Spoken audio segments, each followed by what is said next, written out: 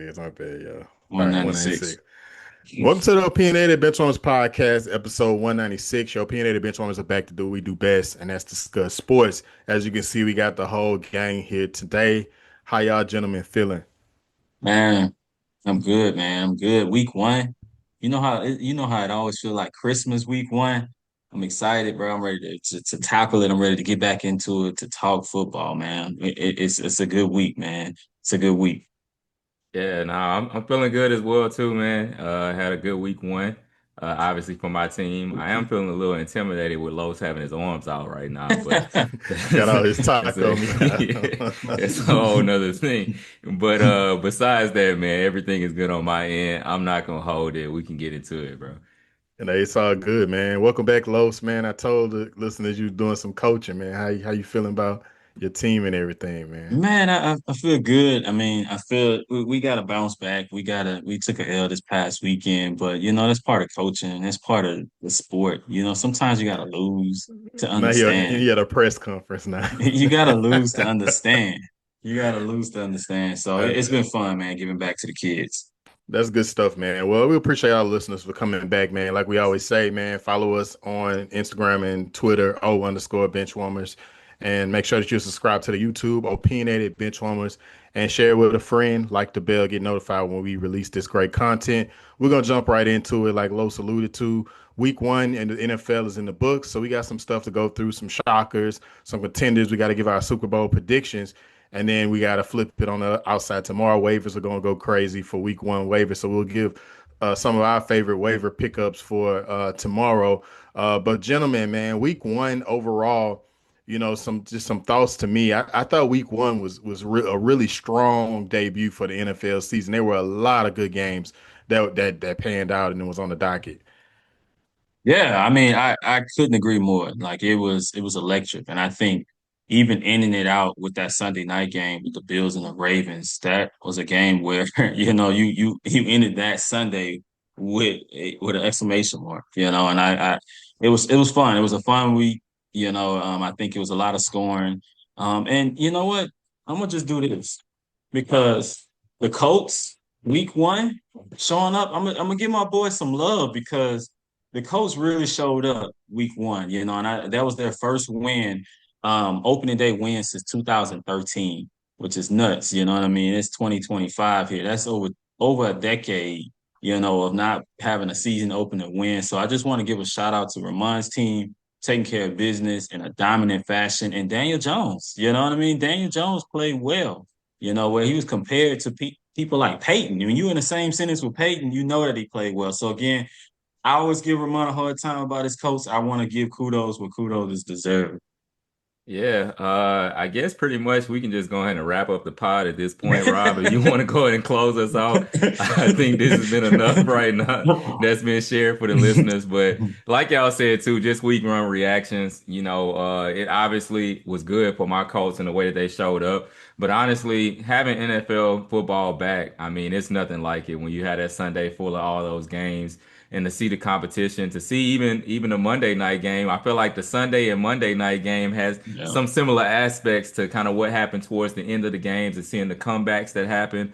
But obviously, we know week one can be a little bit crazy. It's a little bit crazy in the actual NFL season. It gets a little crazy in fantasy football. All of that is always an interesting time. So just glad to have NFL football back pretty much. That was the biggest thing for me. Yeah, I enjoyed it, man. I locked in on Sunday afternoon, like I always do. Went to church, got in, started putting in some work on my fantasy teams, doing some research on that aspect, and then noon from 1 o'clock to the Sunday night game, I was just in front of the TV and eating and just enjoying football. It's nothing like it. One of the best times of the year. I mean, what can I say? I do think that just my general aspects of week one is I'm not a huge fan of the different platforms that the NFL has done. I noticed that it's all about the almighty dollar, but to have to go from YouTube to go to, go to these different platforms that the NFL is throwing at you. Go to Peacock one night. It is a bit much. I'm not a huge fan of that aspect, and that's the only complaint I have about week one. Yeah, I couldn't agree with that more. I have much more to add to that. I couldn't agree with that more. Yeah, man. So I mean, I know that the listeners are anxious to see. We had a lot of games going on. Right, we could kind of go round table style, but which team did you have? I think Los kind of touched on a little bit, but which team did you feel as though had the strongest outing for week one? Yeah, I'll just keep it the same. Mine was just the Colts. I just want to take my hat off, literally for the Colts. That was very impressive. I don't know if he trolling you, Ramon, or is he I'm really? not. I'm really not. I'm really not trolling them. They really played well. I was really impressed with Daniel Jones.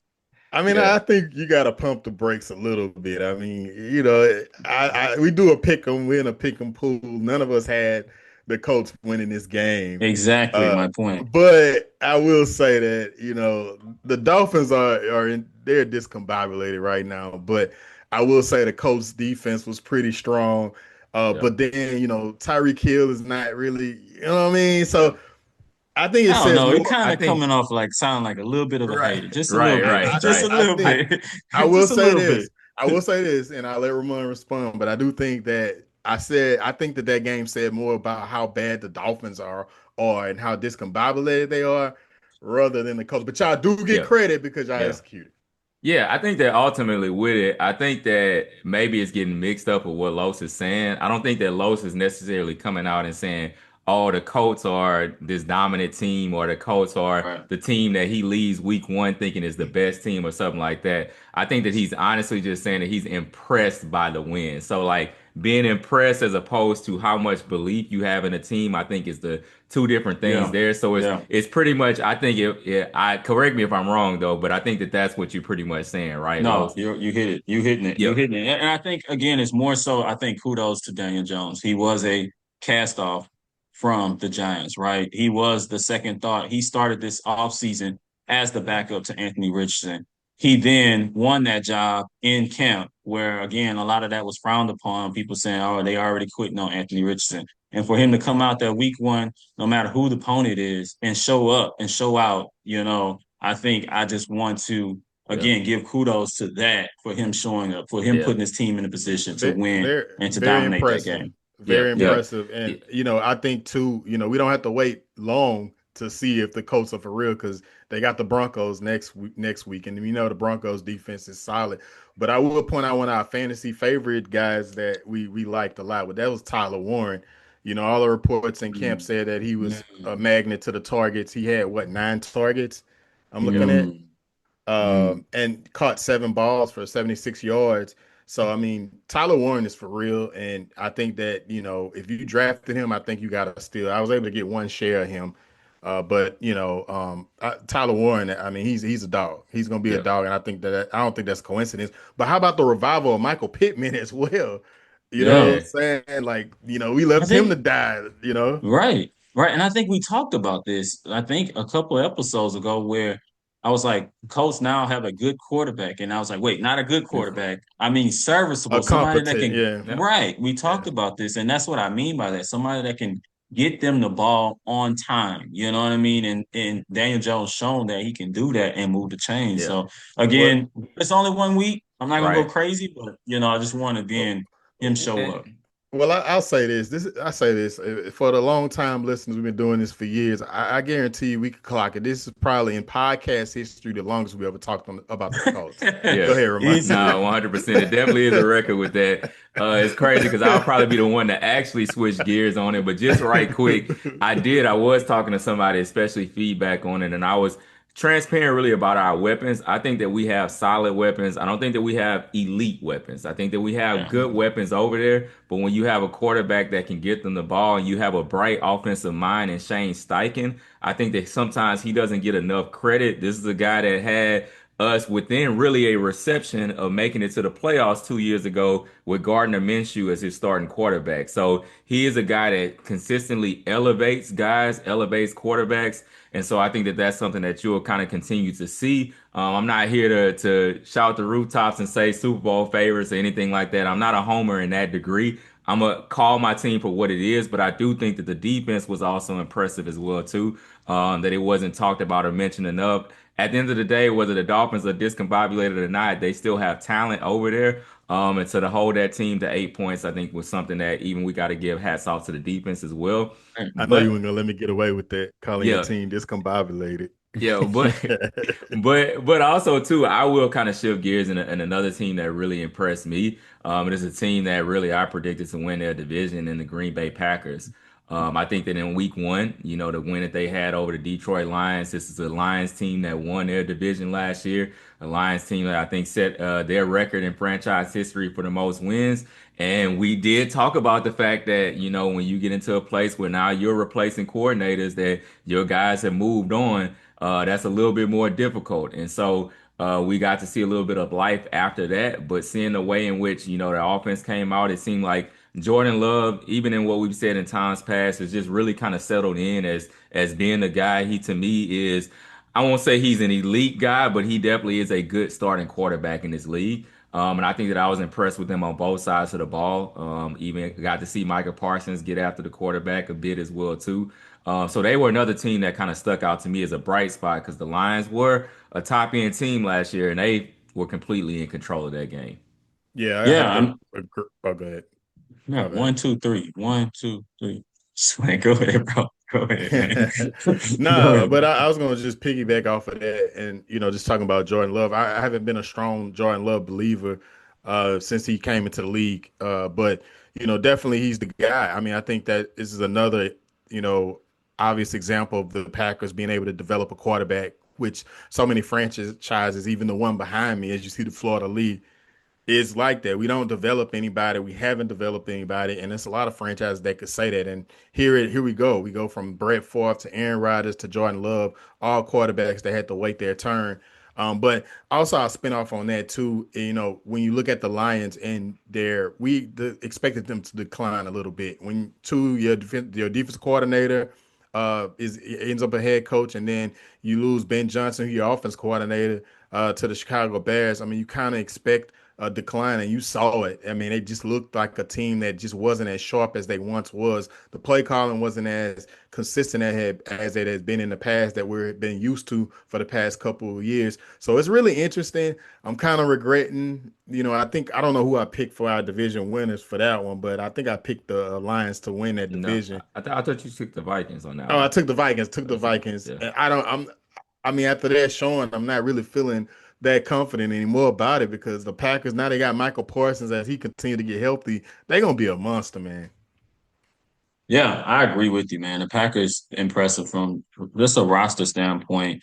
I think they have all the pieces to do it, to make a run, to be one of those teams competing for that number one seed in the NFC. Right now, you look at the NFC, it's wide open. There's really no clear favorite in the NFC, in my opinion. So again, hats off to them. And then I saw a stat somewhere. Let's just talk about how trash the Lions are, and I love to talk about how trash they are.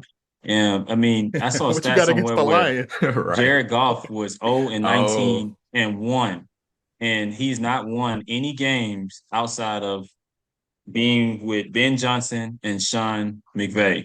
Zero Yeah. games he's won outside of having those offensive coordinators. So I love to see them lose. I am not upset about them losing, and seeing what it is to lose your offensive coordinator, your defensive coordinator year after year, and seeing how you replace. Because again, we're gonna really see what type of coach Campbell is right now, and see if it was really just those coaches, some strong coaches he had. So it's gonna be a make or break year, I think. With the Lions.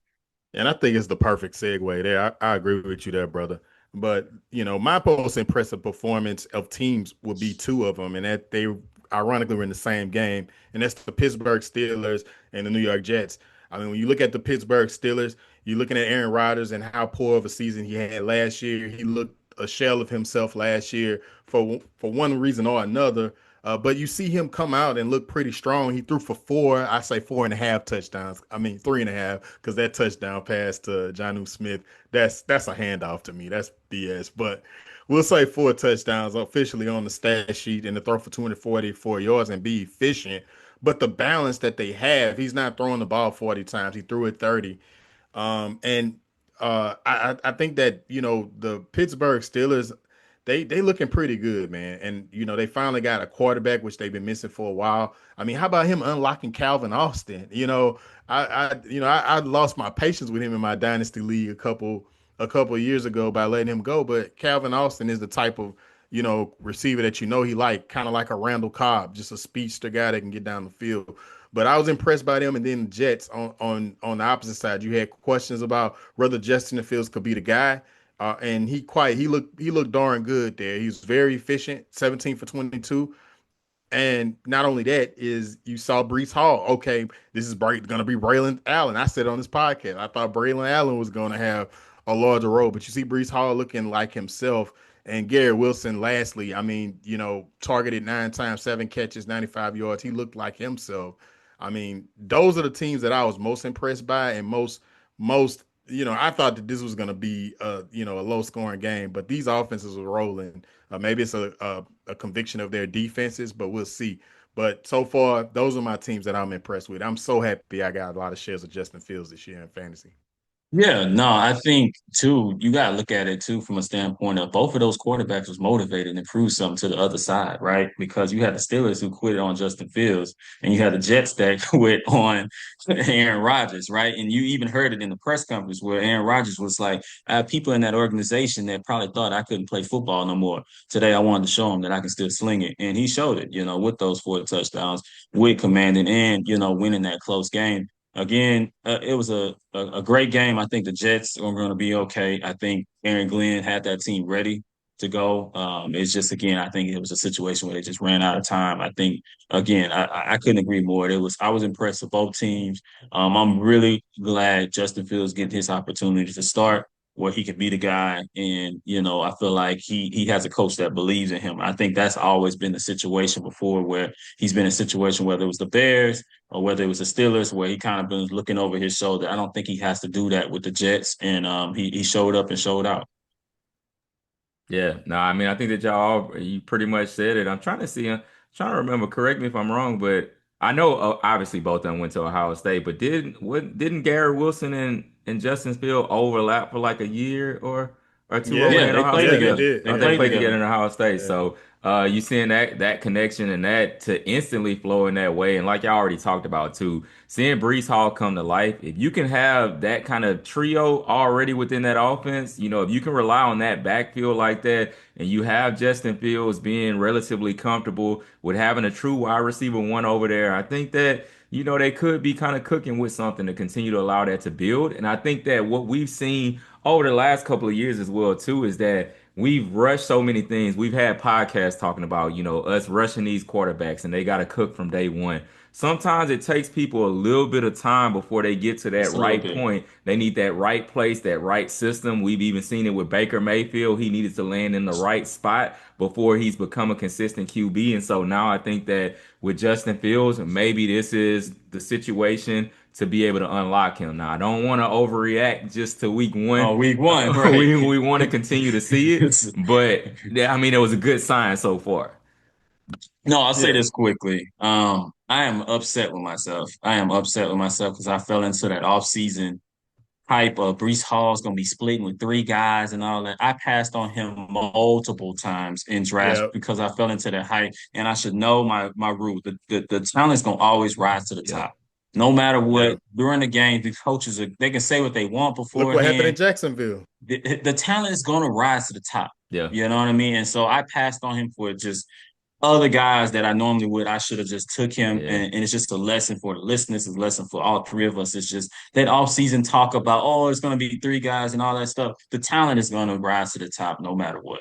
I couldn't agree Yeah, more. man. I Couldn't mean, you agree look at what more. happened in Jacksonville, which is a smooth segue. Man, we killing the segues this episode. But you had a huge trade. You talking about Tank Bigsby? Tank Bisbee woke up. Went to bed, Jacksonville Jaguar, and woke up Philadelphia Eagle. I mean, I looked at it and I was telling Los this in the off season. I was like, and you was trying to trade for him, so you knew you actually agree with me now that I think about it. But Travis, I always felt like Trevor Etienne, even in camp, even in preseason, he looked like the most explosive back in that backfield. And just watching him, this confirms it. They feel comfortable with Etienne.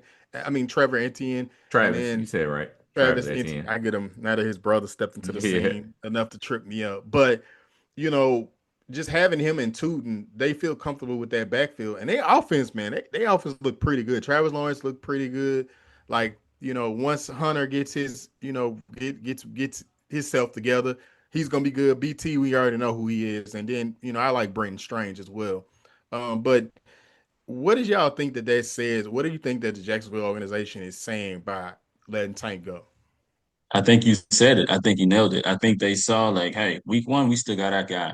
And even coming out of college, I love Travis Etienne. I think he just again, we got to pay respect to these guys get hurt, and then we just already be cutting them off and saying, hey, they're trash and all that. Then we look at it, this guy's only 26 years old. He's still a young back in the league. He's not even really in his prime yet, or he's just hitting his prime. So again, he showed week one that he can still be the guy. He can still dominate the carries. And again, that's why they trade a guy like Tank Bigsby to show you, hey, you have that vote of confidence from us. You're the guy now, not put on the show. So I think you nailed it with that. Yeah. Yeah. 100%. Nothing to add to it.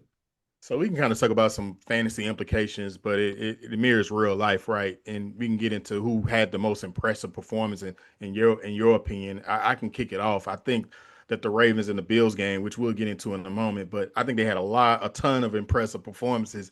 But the one I want to highlight is probably old reliable. He just coming off an MVP season, and that's Josh Allen. Josh Allen was phenomenal in that game, and he literally put the team on his back. Threw for 394 yards, 33 for 46, and threw for two tutties. I think that, and he got it done with his legs as well, as he usually do. Had two rushing touchdowns as well. But I think that he had the most impressive thing because I think he had the most chip on his shoulder. He just gets up for these games, but he loves playing the Ravens. And at this point, I think the Bills just has the Ravens numbers, man. They just completely fumbled that game, but we're gonna get to that in a moment. But I think Josh Allen, if you was able to get him as your fantasy quarterback, you don't have to worry about anything. I think that whether you took him in the second round, a third round, a fourth round, if you like to take him early, I think you got a good one. Yeah, I couldn't agree more. Josh Allen put on a show, especially that fourth quarter, as you mentioned. Like Josh Allen put on a complete show. And again, the best players rise at the best moments in the most precious situation. He showed up. But the player that I would like to give a shout out to is actually a rookie. I think we talked about this rookie from Ohio State, the wide receiver, Emeka Ibuka. He Yeah. he Luka, put he my put on the show, my and guy. even down to the game winning touchdown.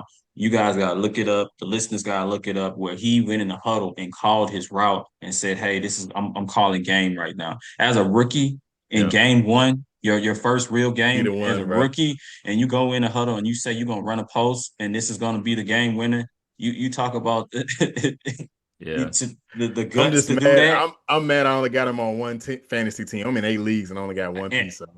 just impressive. Again, Yeah. I think he's gonna have a long career in the NFL. That just speaks to his mind, his maturity. I think again, just week one, and he's already wide receiver four after week one as a rookie. So it's gonna be interesting to see what happens now when Chris Godwin comes back. But again, he put on a show. Yeah, I'm disappointed definitely that I missed out on a few different opportunities. I thought I was going to be able to snag him in leagues and somebody got him, right before I had the chance to be able to get him. Now, one guy that I would say that it just flew under the radar. This is not a guy that I'm proclaiming to be dominant or anything at this point. So don't get it twisted when I say this. But I think the guy that had to shock all fantasy players is Quentin Johnston. Yeah, This is a guy that we left for dead for the first 2 years or yeah, whatever in the league. Now, this is not me telling you that this is a guy that's high on my radar. I'm just telling you a guy that came right. and delivered something that was unexpected in week one. Obviously, things can be kind of up and down. That game is played not in the U.S. It's a kind of clunky game, a weird game. But for him to show up in the way that he did, the two touchdowns that he was able to catch, him being kind of, one of the top fantasy performers in week one Yeah, is not anything that would have been on anybody's bingo card or whatever you want to call it. right. No one would have anticipated that. So I do think that still all in all, it was impressive just to see him do that. Now, am I telling you to go out and grab him? I'm not saying that just yet at Right, this point, right, but it is something that shocked me. right. You Well, you, see him you kind trying of to gave set some hint, right. huh? Rob, you see him trying to set us up, saying that, yeah, look, I'm not really interested in this guy. Next thing you know, tomorrow morning he got He put a 100% 50, of his 50 on his fab, payroll. 100% of his fab on this guy. He's trying to set us up. We know what's going on here. Look, I'll say this: Ramon definitely is the king of segues because we were definitely getting into waiver picks. But before we do, I did want to talk about that Ravens Bills game, just because I think that it's very relevant as far as the top two teams in the league, Super Bowl contenders. Man, the Ravens just really can't get over this hump, man. No. Yeah. I think the Bills are just a thorn in their backside. I think yeah, and I think that's the frustrating thing because they came into this game like, hey, we're gonna get them back for that playoffs loss. And they were doing well. Now, The, granted, the, I the had them game was picked on the over. picker. The game I was was over. on the East Coast. Look, I'm on the Look, East Coast. I was like, man, I'm going to bed, man. The Ravens got this in the bag. Man, I go to my bedroom, turn it on. I'm like, how did they get down by 2 points? And I was like, yeah, how is the exactly. Ravens only up by 2 points at this point? And you find out Derrick Henry Uh, fumbled, but it's like, geez, Yeah, and after the Yeah, way he had been so dominant, like he had been playing so well, honestly, like you bro. said, they were flying on He's all cylinders. That was my most impressive performance because I'm like, man, this dude is aging backwards. He's the LeBron of the NFL. Like, literally 183 rushing yards, 2 touchdowns. Come on, man.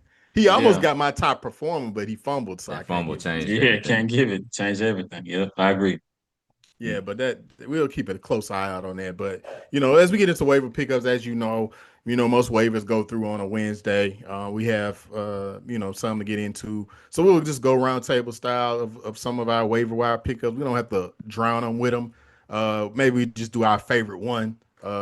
Los, you want to kick us off? Yeah, absolutely. I think you can't start this without we didn't have enough players to shout out that we was impressed with, but Kayshon Boutte, he was a guy. If you've been listening to the Oh podcast for a no, long you're time, not doing this. if you've been listening to the podcast a long time, have not been a fan of him. But again, I got to give props, like I talk about the coach, to him as well because he showed up week one and he played. I think over 80% of the snaps, which again shows that he is a locked in receiver with this team. And again, they got rid of, I think, Kendrick Bourne on that team. And so he has the opportunity there, and he showed up with that opportunity. So he's one of those late bloomers. He wasn't impressive to me at LSU, but he's grinded as a 6th round pick, and he's showing up as a starter. So I can't do nothing but take my hat off to the guy. Can you believe your ears, Ramon? Can you Yeah, believe your right. ears? No, I guess I'll add on to it as well I since we can't kind of wait till he going talk well about Nuss after Nuss kill it this season. right. I hope so, bro. I hope so. Right. We'll have a pod later in the season where we'll talk through that. But another name that I'll throw out there is a rookie, in fact, and it's Harold Fannin Jr. over there in Cleveland. You were able to see him. He is a guy that really in the college ranks lit it up as a tight end, and people kind of had him a little bit under the radar. I think he might have slipped, a little bit in the draft just because some people may feel he's a little undersized as a tight end and didn't think that it would totally translate to the league.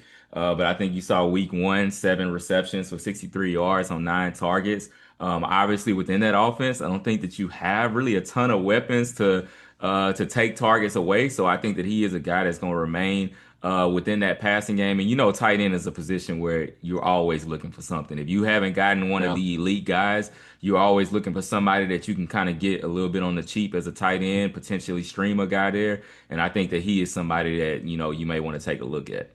for Yeah, I sure. like it, especially with Jawan Johnson going. I mean, I'm sorry, I'm getting ahead of myself here. Wow, I know. Um, especially with George Kittle we and know who he's going for.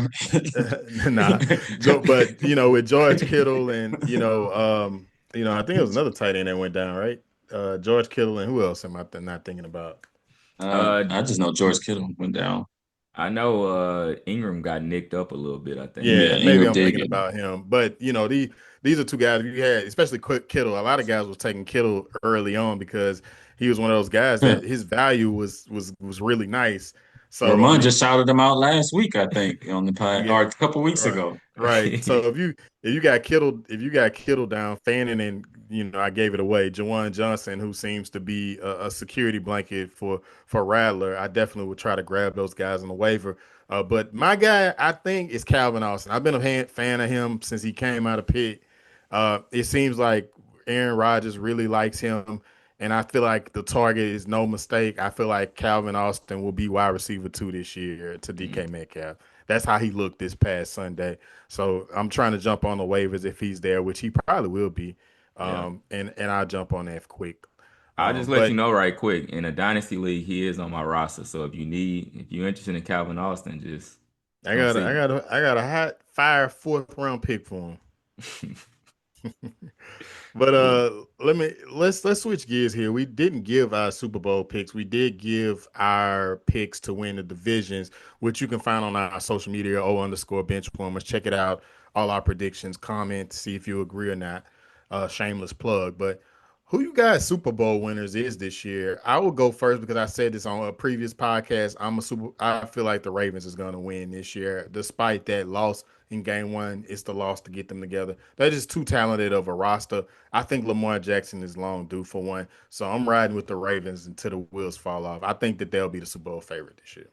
Yeah, I think you with this past Sunday night, we looked at the AFC Championship game between the Ravens and the Bills, and so the winner between that, I think those going to, I don't know if they're going to win it because I got the Bills. I actually got the Bills and the Rams in the Super Bowl this year. So who do you have winning the Super Bowl? The Rams. Wow. Okay. Shocker. That's a Shocker. real that's a Right. real homer pick. Yeah. Nah, I got Ravens and Packers in the Super Bowl, and it's very tough for me, but I'm gonna pick Lamar to get over the threshold, but it's a little bit difficult for me. But I don't know, Rob, who do you have in the NFC? Because I know you picked the Ravens, but who are they gonna play? Oh man, you kind of put me on He the gonna say the spot here, Saints. man. I think Philly gonna make it back. I do think Philly's gonna make it back. They're really good, and I think Jalen Hurts, he looked pretty good. If he can just start throwing the ball to AJ Brown, he's gonna be all right, and throw it to Devontae Smith and utilize his weapons. But I think you're gonna have the Ravens and Philly in the Super Bowl, and I think the Ravens are gonna take it. So I love it. I love it. yeah, but I think we did it again, fellas. Yes, we did. Yeah, we all back together, man. We gonna be more consistent this year, like we said, man. Make sure that you are locked in with our YouTube, Opinionated Benchwarmers. Subscribe to that thing. That's how you can get notified when we drop content. Make sure you follow us on _benchwarmers. Make sure you should subscribe to the podcast on your favorite podcast platform. It helps our numbers.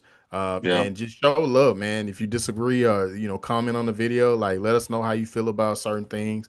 It's our opinion, but we want to hear yours too. But until next time, we'll get out of here. later.